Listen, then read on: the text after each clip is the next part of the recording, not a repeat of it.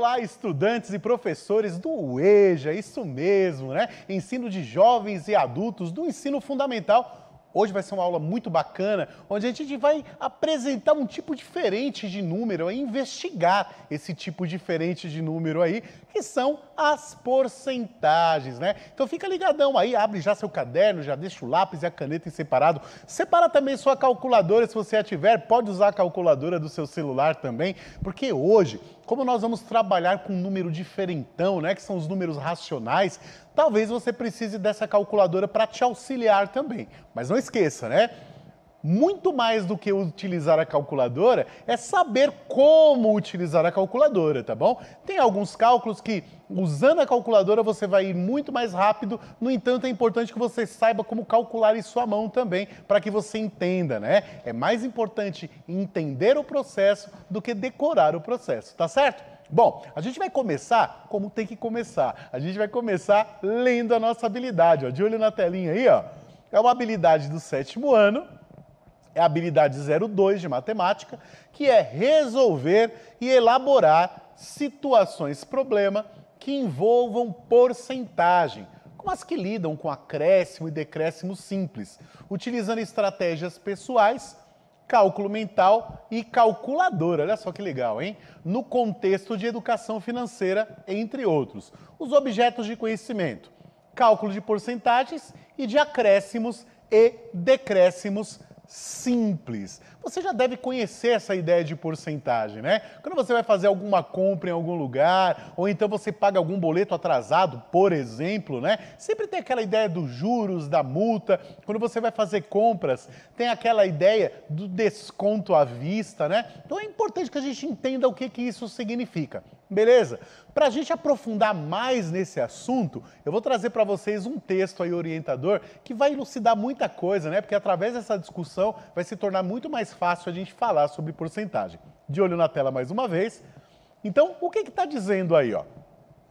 Como são os domicílios brasileiros, né? Então, quando a gente fala de domicílio, pessoal, a gente está falando de moradia, né? A gente está falando do lar das pessoas, onde as pessoas moram, né? Vou pedir para a produção colocar uma canetinha aqui para mim, tá? Onde as pessoas moram, né? O que é esse domicílio aqui, tá certo? Então, o que diz o nosso texto? A Pesquisa Nacional por Amostra de Domicílios Contínua é uma pesquisa que o IBGE, faz todo ano, com um certo número de domicílios, para descobrir várias características dos brasileiros e de suas moradias. Vamos conversar sobre alguns dados revelados pela pesquisa em 2019? Gente, presta atenção, ó, nesse texto tem uma coisa aí que é muito interessante, né? Que é essa frase, um certo número de domicílios, tá bom? O que isso quer dizer, né? Pressupõe aí que o IBGE, na verdade, não pesquisou todos os domicílios, tá? Ele pegou aí o que nós chamamos aí de campo amostral, né? Uma amostra de todos os domicílios aí por região, para que se torne mais próximo aí da realidade do Brasil, e a partir daí ele fez uma reflexão, né? Por exemplo, a gente sabe aí que no Brasil tem aí pelo menos 200 milhões de brasileiros, né? E para fazer essa pesquisa não foi feita com os 200 milhões, pode ser que ele tenha pego aí um pedaço pequeno dessa população para poder fazer essa reflexão na população toda. Por exemplo, fez a pesquisa com 10 mil pessoas, um pedaço dele, e depois refletiu. Nesse caso, nós estamos fazendo uma pesquisa, tá certo? Se a gente tivesse feito com todos os habitantes do Brasil, já não seria uma pesquisa. A gente chamaria isso de censo, porque foi com a população inteira, tá certo? Vamos lá, continuando. Quais foram os dados que esse relatório apresentou pra gente? Olha lá. No Brasil, existem 72 milhões de domicílios, né? 72 milhões de moradias, né? Então vamos lá. Dessas moradias, pessoal, 86% eram casas, tá? Eram casas, tá? 14% são apartamentos. Perceba aí, pessoal, que neste caso aí, no caso dessa pesquisa, nós temos 86% como sendo casa, 14% como sendo apartamento. A gente já percebe que nessa pesquisa aí, né, ele apresenta apenas dois tipos de domicílios, né? Ou são casas ou são apartamentos. E é interessante essa ideia, né? Porque quando nós adicionamos os 86% com os 14%, nós chegamos a 100%, né? Que são os 72 milhões de moradias aí que existem no Brasil. Tá? E aí nós temos um conjunto, né? Tá? Que é formado de dois tipos, de dois estilos de moradia aí, que são as casas e apartamentos. Em seguida, o que nós temos, né? Dentro dessas casas e apartamentos, nós podemos separar, né, esses tipos de moradia em três categorias, tá? Que você vai ver aí na tela. Ó. A primeira categoria são os imóveis próprios.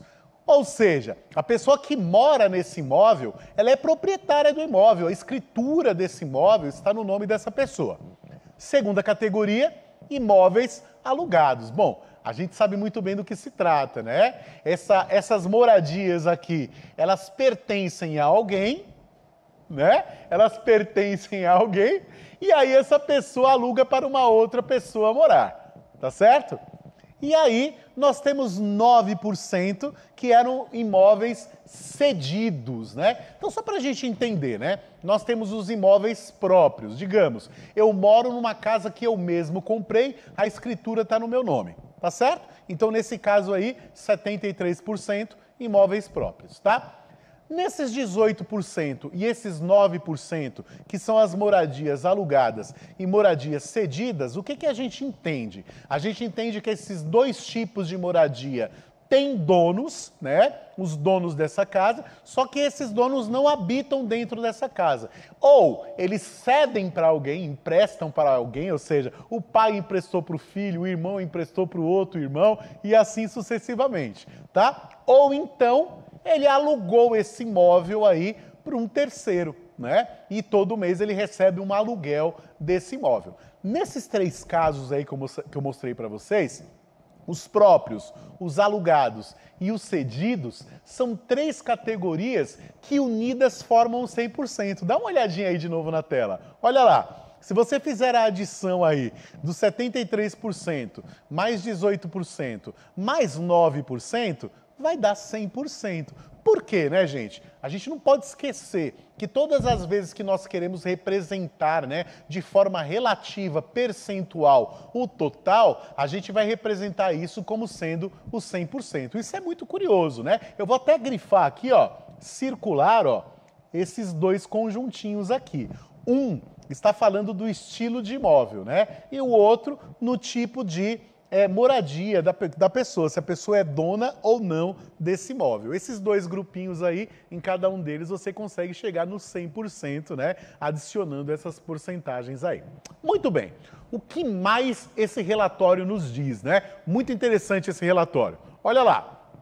Ele diz que essas 72 milhões de casas, 72 milhões de domicílios, né? Deles, 86% deles estão ligados à rede geral de distribuição de água. Ou seja, tem água encanada aí, tá certo? Eles não pegam água em poço, eles não pegam água em fonte, em rio, nada disso, né? Eles recebem a aguinha deles lá na torneira, né? Muito bem. Desses domicílios, né, dos 72 milhões de domicílios, 68% deles estão ligados à rede geral de esgoto sanitário. Ou seja, desses 72 milhões de domicílios, 68% deles têm o esgoto tratado pela rede de água aí, né, rede de distribuição de água. Muito bem. O que mais que nós temos? 99,8%, quase todas as moradias, possuem energia elétrica, né? Quase todas elas, né? A gente percebe que existe aí 0,2% aí, né? O 0,2% que ainda não possui energia elétrica, né? Ou seja, quando chega a noite, não tem TV e não tem luz, tem que acender lá um lampião ou uma vela para poder enxergar, né? Muito bem. 84% dos domicílios contam com coleta de lixo. Assim, talvez, como pode ser no seu bairro aí, que tem dias certos para o caminhão da coleta de lixo passar, né? Vamos lá, o que mais que nós temos? 98% dos domicílios possuíam geladeira. Olha que legal, gente. E é uma coisa interessante, olha só que legal. Se possui geladeira nesses 98% aqui, pessoal, quer dizer que eles fazem parte desses 99,8% também, né?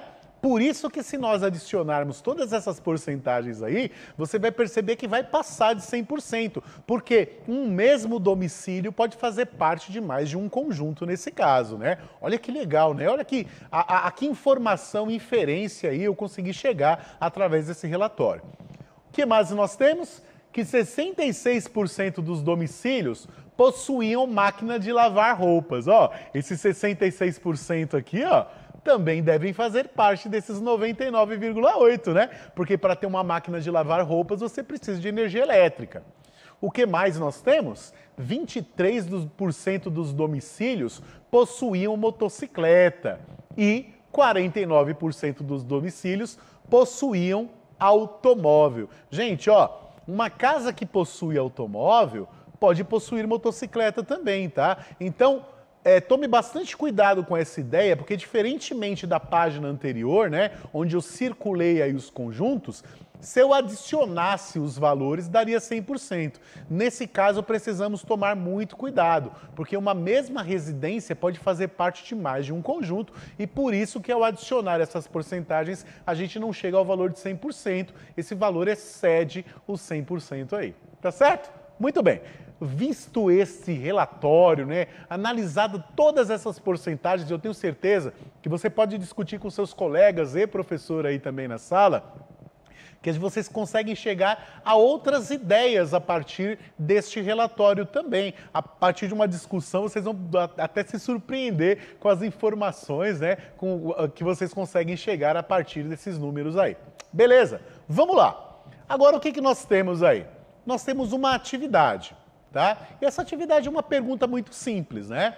O que significa IBGE e qual é a função deste instituto? Eu vou dar para vocês 2 minutinhos para vocês discutirem e a gente já retorna.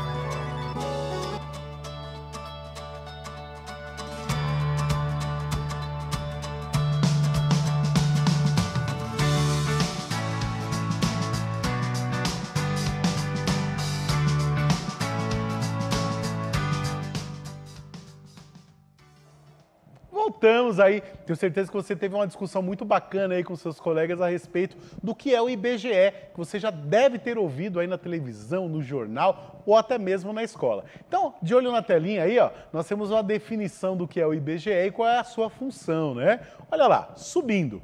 IBGE é o Instituto Brasileiro de Geografia e Estatística, né? E qual é a função?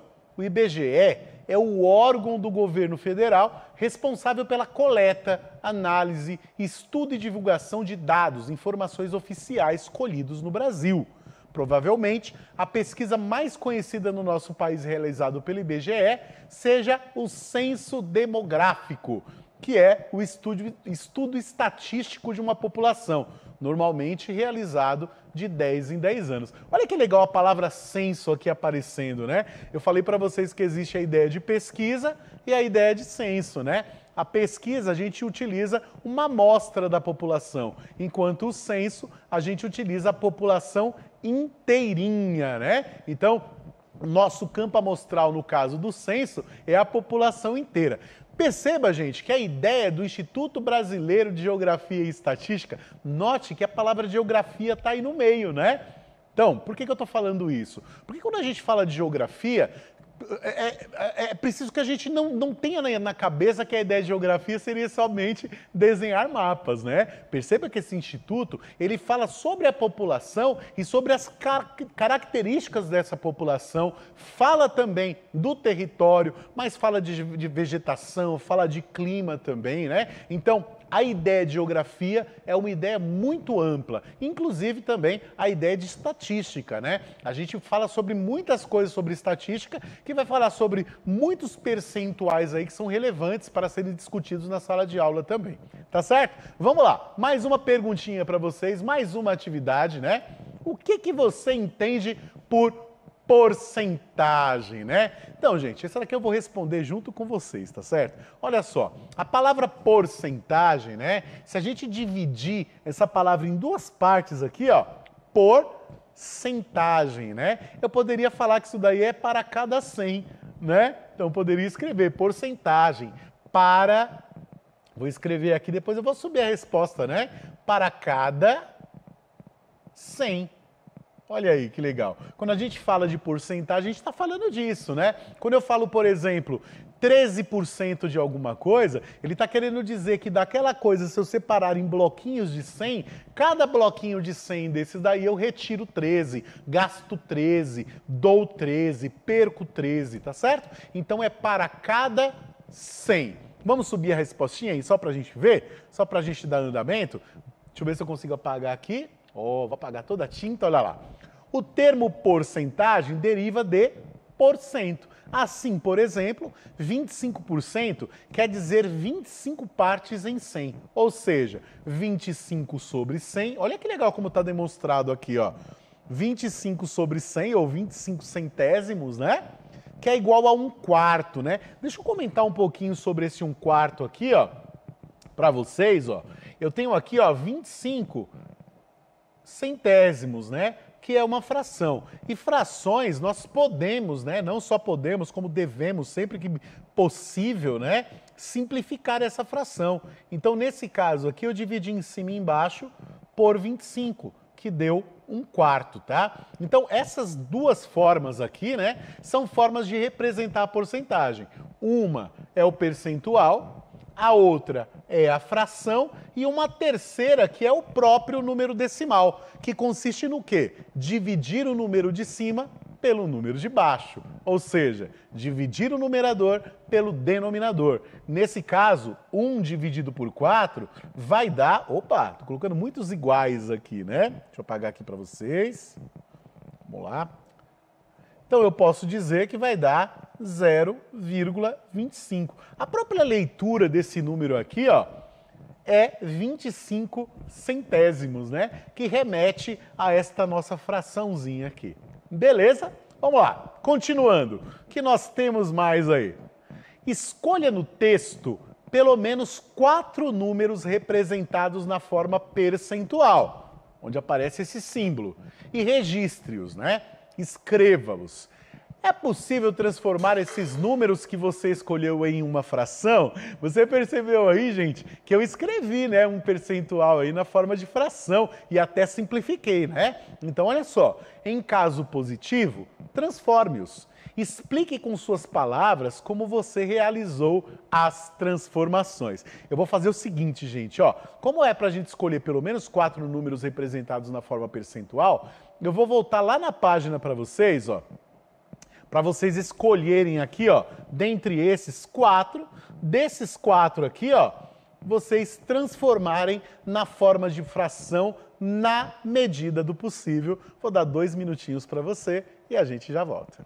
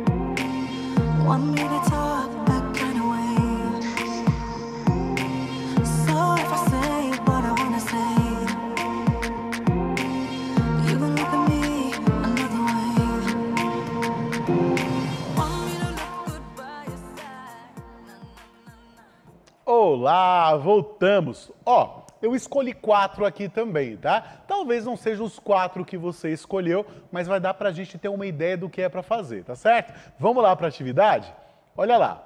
Então, eu tinha que escolher 4. Eu escolhi esses 4 aqui, pessoal, ó. 14%, 84%, 98% e 66%. E aí, gente, todas essas que eu escolhi aqui, ó, eu consigo transformar na forma de fração. Dá uma olhadinha como é que fica, olha só. 14%, olha lá, 14%. 84%, ó, sempre utilizando, ó, o denominador 100.